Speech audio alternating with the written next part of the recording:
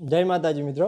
અત્યારે આપણે આપણું જે પરિક્રમાનું બીજું સ્થળ છે તે છે ટપલાવાવજી હનુમાનજી મંદિર। અને આપણું જે પરિક્રમાથી સ્ટાર્ટ કરીએ છીએ આપણે વાઘેશ્વરી માતાના મંદિરેથી સ્ટાર્ટ કરી અને બીજો જે પોઈન્ટ આપણો જે છે કે જ્યાં આપણે ટપલાવાવજી હનુમાનજી દાદાના દર્શન કરીએ છીએ અને ત્યારબાદ આપણે સામેના જંગલની અંદર, એટલે કે આ એક એવી પૌરાણિક જગ્યા છે કે એમ કહી શકાય કે હજારો વર્ષો પુરાણી અહીં આગળ જે એનું સ્ટ્રક્ચર, જે જૂનું સ્ટ્રક્ચર હતું એ હજારો વર્ષો પુરાણું હતું।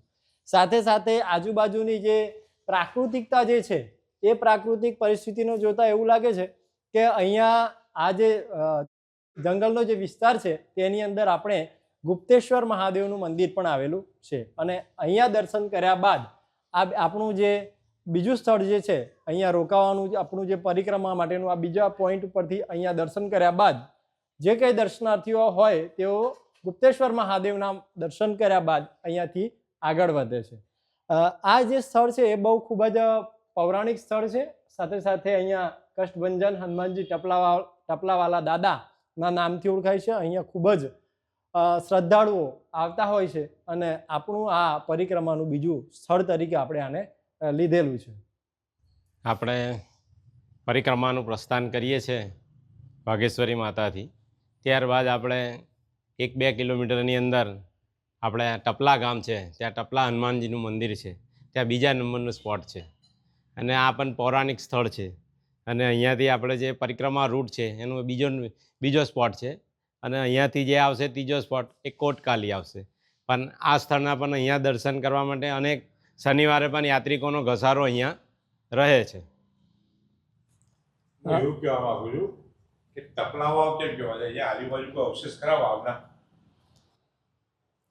હા, અહીંયા નજીકની અંદર વાવ આવેલી છે। આમ તો પૌરાણિક માન્યતાઓ મુજબ તમે જોશો તો આ જે રસ્તો જાય છે એ રસ્તાને છેક દાહોદ સાથે અને સાથે સાથે પ્રાચીન કાળની અંદર, એટલે કે આપણો 1000 વર્ષ પહેલાંની જે વાત કરીએ તો આ જે રસ્તો જંગલની વાટ જ્યારે આપણે પકડતા હોઈએ છીએ ત્યારે માળવા સાથે પણ કનેક્ટ હતો એવું પ્રાચીન ઉલ્લેખો આપણને કોઈક જગ્યાએ જોવા મળે છે।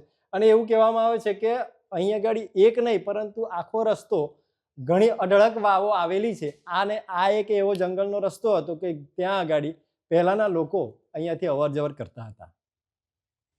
ઘણી જગ્યાએ એવો ઉલ્લેખ છે કે અહીંયાથી ડભોઈ જવાનો માર્ગ હતો। જી, ડભોઈ, માળવા, આ બધા જે રાજકીય પ્રદેશો પહેલાના સમયની અંદર અહીંયા વિસ્તાર્યા હતા અને આ બધા વિસ્તારોની અંદર ડભોઈ જવાનો રસ્તો પણ આ જ માર્ગ દ્વારા એમનો ઉપયોગ કરવામાં આવતો હતો તેવું આપણને દર્ભાવતી, ડભોઈ એટલે દર્ભાવતી, અને એના ઉલ્લેખોની અંદર કોઈક જગ્યાએ આપણને જોવા મળે છે। તમે કઈ કહેવા માંગશો આના વિશે? કેટલું પૌરાણિક મંદિર છે આ? કદાચ 300-400 વર્ષ પણ હોઈ શકે। એનું કારણ કે એના જે પથ્થર છે, અહીં નજીકમાં પણ એક વાવ છે અને નજીકમાં જે છતરડી વાવ છે ત્યાં પણ એક પૌરાણિક વાવ છે। આ બધા જે પથ્થરનો જે ઉપયોગ સેન્ડસ્ટોનનો થયો છે એ બધા એક સરખા આવે છે, મળી આવે છે। સેન્ડસ્ટોન તો જનરલી જાફરીપુરામાં હાલમાં બી નીકળે છે।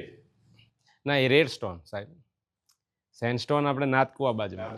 સેન્ડસ્ટોનનો ઉલ્લેખ સાહેબ આપણને જોવા મળશે કે જ્યારે પ્રોફેસર RN મહેતા વડોદરાના યુનિવર્સિટીએ જ્યારે આર્કોલોજી સાથે કનેક્ટ બની અને જ્યારે ચાંપાનેરનું ઉત્ખનન કરાવ્યું ત્યારે એની અંદર તમને ભરપૂર અહીંયા પુરાવા જોવા મળશે કે નાથકુવા એક એવું સ્થળ હતું કે જે ચાંપાનેરનો ડેવલપમેન્ટ માટેના જે કંઈ પથ્થરોનો ઉપયોગ થતો હતો એ નાથકુવાની અંદરથી નીકળતા હતા।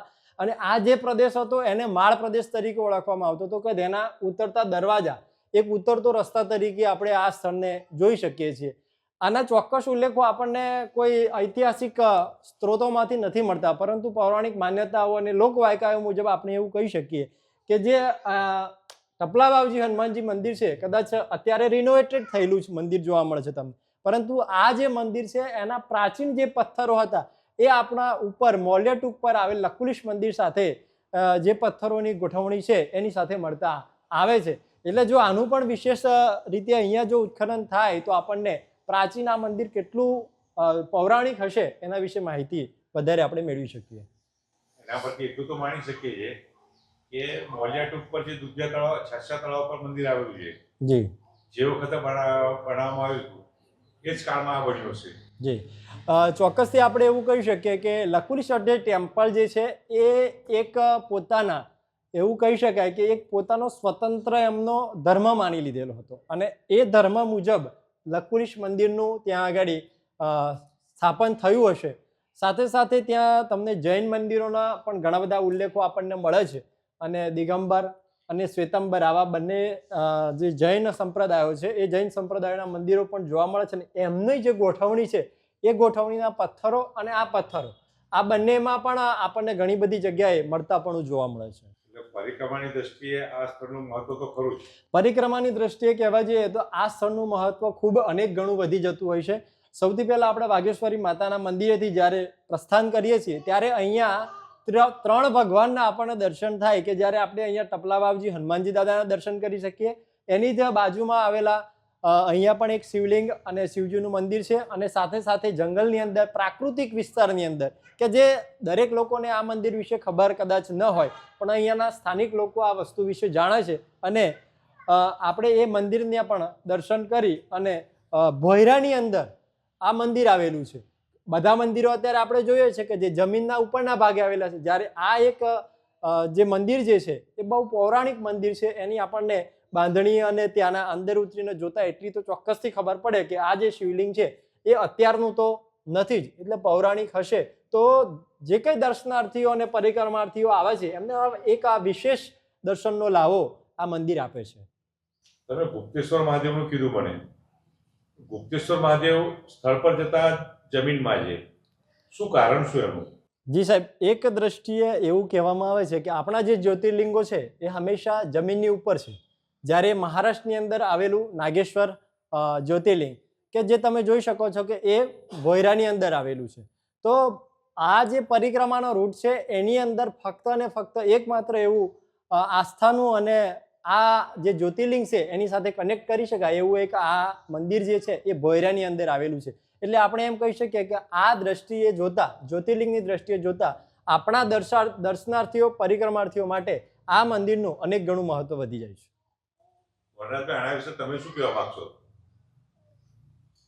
બસ એ જ કે જ્યોતિર્લિંગ જે છે એ પૈકી સાહેબે કીધું કે આપણા રૂટની અંદર આ જે જ્યોતિર્લિંગ ભોયરાની અંદર છે એનું એક વિશેષ મહત્વ વધી જાય છે કે આપણે જે ભોયરાની અંદર હોય છે કે આપણા જે જ્યોતિર્લિંગ જે મહારાષ્ટ્રની અંદર જે છે એ પણ જમીનની અંદર છે. એટલે ભોયરાની અંદર હોય તો એક આપણે જે શિવ ઉપાસકો છે કે પરિક્રમાના જે એ છે એના માટેનું એક વિશેષ મહત્વ વધી જાય છે.